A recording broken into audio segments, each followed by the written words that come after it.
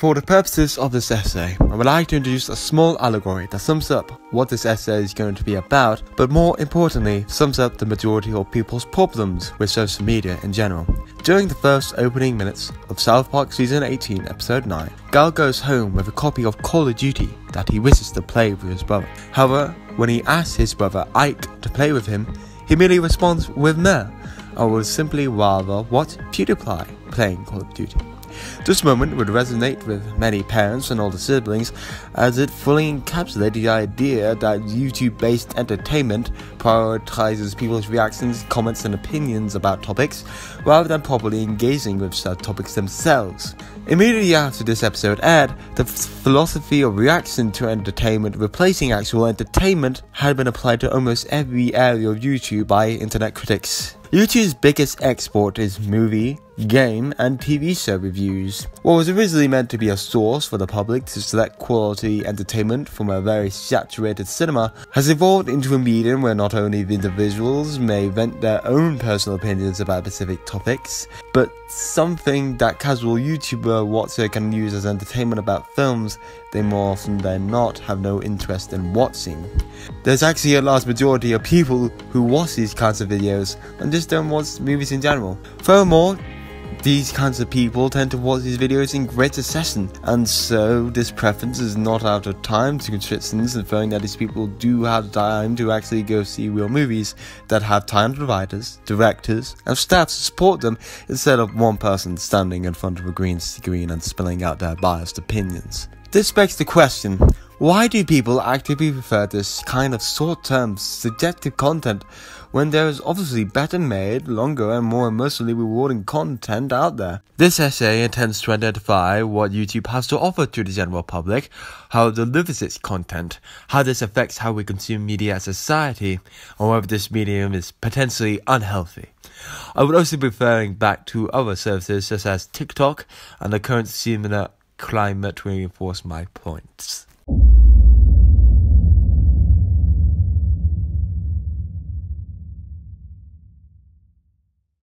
First of all, we must now focus upon singular YouTube celebrities who encapsulate this YouTube mindset, whose methods of entertainment philosophy can be applied to most corners of YouTube, and will serve as this essay's case study.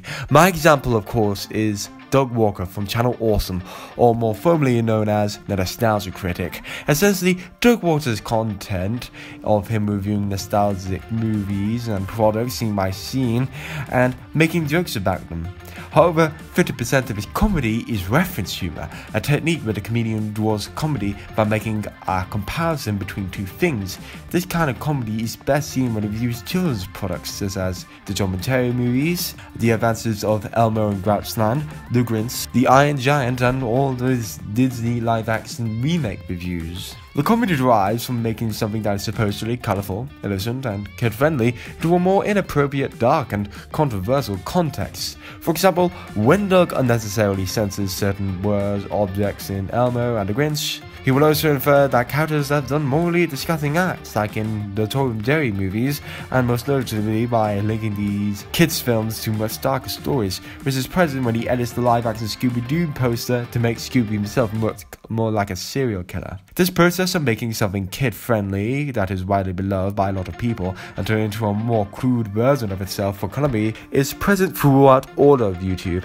This is best seen with A-OK's short parody film of Phineas and Ferb, and for the uninitiated, Phineas and Ferb is a critically acclaimed children's cartoon that has received 2 feature film and is somewhat of a strong following. In said parody, Phineas and Ferb become drug lords and find new ways to spread out their business. This short film comes off as crude, unimaginative, and unoriginal, as it relies entirely on the joke that these 2 childhood cartoon icons are selling drugs, which, regardless of who you are, can only be funny for so long. We can even go so far as to suggest talents like Meat Canyon and Flashgits, who purposely adopt an unsettling animation style and immature writing wherever they choose to parody other childhood icons. This is too, even with Meat Canyon, a similar reference humor by making Goku, a childhood nostalgic property, seem more like Anton Geiger from No Country for Old Men, and even go so far as to make Scully from Monsters Inc. a vulgar sex pervert.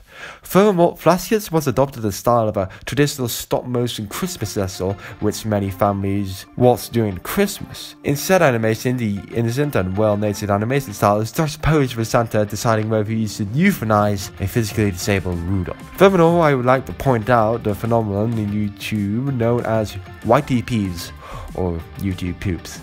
In this phenomenon, where editors edited a significant amount of childhood property, mostly animated films, and edit them to include more profanity and make the story in the same way more shocking and suitable for children.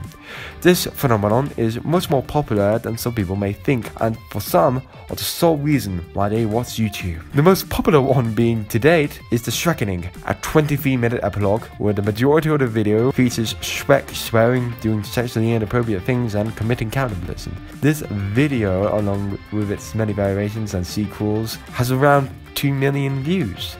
Channels like Say Foolish, Goop Videos, and Leon thrive off this kind of vulgarity by including inappropriate language and scenes in their children's animated movies. And when they're not doing this kind of humor, they either increase the pitch, the volume, the pixelation, the saturation of the image, and rewriting into something that is supposed to imitate absurdist humor. This method of rewriting or altering sentences to create a loud and distracting segment is done in almost every YTP, especially in Say Foolish productions. This quickly loses its effect because they seem to think that by making it as loud and distracting as possible, it will somehow be funny. And if it isn't, these creators will try to edit even more and make it more distracting as real, to varying results. Less effort is put into what makes these altered segment videos remotely entertaining, and more focus is put where the segments will cause the most shock and surprise. Games have also been subject to this kind of treatment. Cybersco is a channel that supposedly reviews games by making the same dry jokes as Say Foolish, and always takes the opportunity to poorly implement sexual innuendo in the game in hopes of creating some form of comedy, even when doing so does not fit the scene in any comedic or technical way.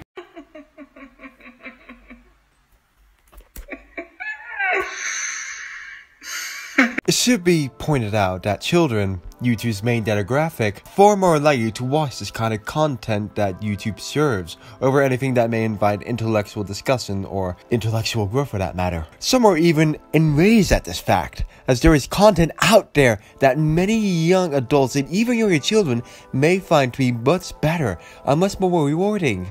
Yet YouTube purposely pushes this kind of content aside in favor of what will keep their audience's eyes on the screen. Hence, this platform is bound to attract thousands of more kids to channels like Meat Canyon, Flash Kids, and etc.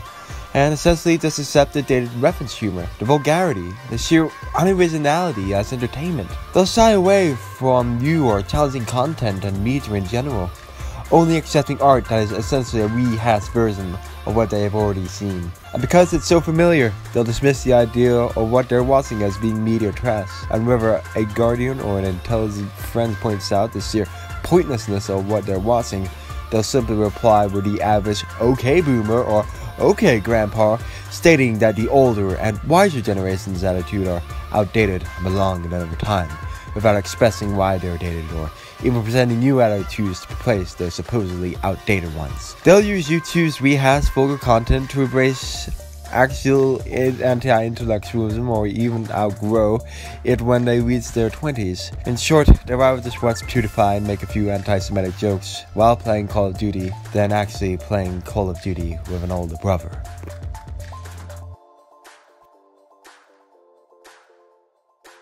From what you've read, you might be thinking that this essay was to expose all of YouTube's content as crass, crude, and ultimately of poor quality. But I wish to express that I don't deny that there are some creators who use YouTube as a launching pad for their careers and as a tool to improve their technical skills, and as a result put out entertaining but educational and informative content. For my first example, I would like to present High Top Films, founded by Alex Hunter. Alex is best known for his short films such as The Scarecrow, Date Night, and most notably and recently, The Plumber, which was rated the 7th best horror short on Letterboxd in 2020. His films are nicely shot, have a distinctive style, and don't rely on profanity, references, or shock humor, and are professionally made. YouTube is not a method for Alex for income, but a tool for him to perfect his filmmaking tools allow him to create more ambitious projects. Along with that, Alex creates video essays about films and TV series where he analyzes production design, writing, cinematography, pacing, and emotional attachment in film. These essays are not only entertaining, but wildly educational and informative, and allow you to more critically see the filmography of some of your favorite directors and screenwriters. We can even look to a creator like Sideways, who produces content about musical scoring in films. Not only does this video essay teach people to critically look at a score and how it can improve a film, but it also provides contextual references to opera, popular musicals, artists, cultural appropriation, and how popular music plays a part in our media. Such channels invite actual analysis of media and intellectual intelligence, are becoming a rarity on this platform. It should be noted that YouTube doesn't value quality content like High Top Films, Sideways, Curato, and others, because YouTube is aware that the majority of its viewers are young people between 6 and 22 who have short attention spans and crave instantaneous gratification above intellectual discussion. As we know, youth will be attracted to content which they think will be more mature or adult. For example, profanity, sex innuendo, or Holocaust jokes, which are best found in channels like Flat Skits and Meat Canyon that offer this alluring content in short bursts. As a result, once these kids see a train video by Flat Skits, YouTube will automatically suggest other videos like Meat Canyons, and then AOKs, and then Safe Police Productions, and then Empleon, and then 4 different strengthening YTPs, or to continue the endless cycle. I would briefly like to draw reference to 2 essays made by Aaron Lomas, such as Why is Modern Music So Awful? And The Truth Why Most Modern Movies Are Terrible.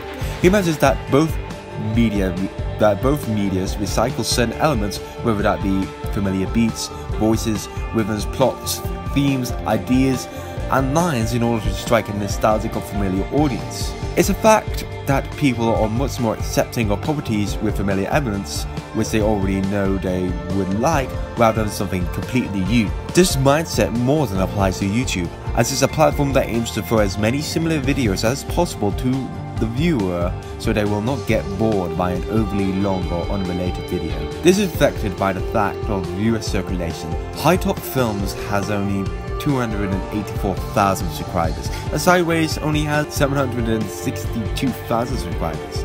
However, more vulgar channels like Meat Canyon have 2.27 million subscribers. Safe British Productions has 1.6 million subscribers.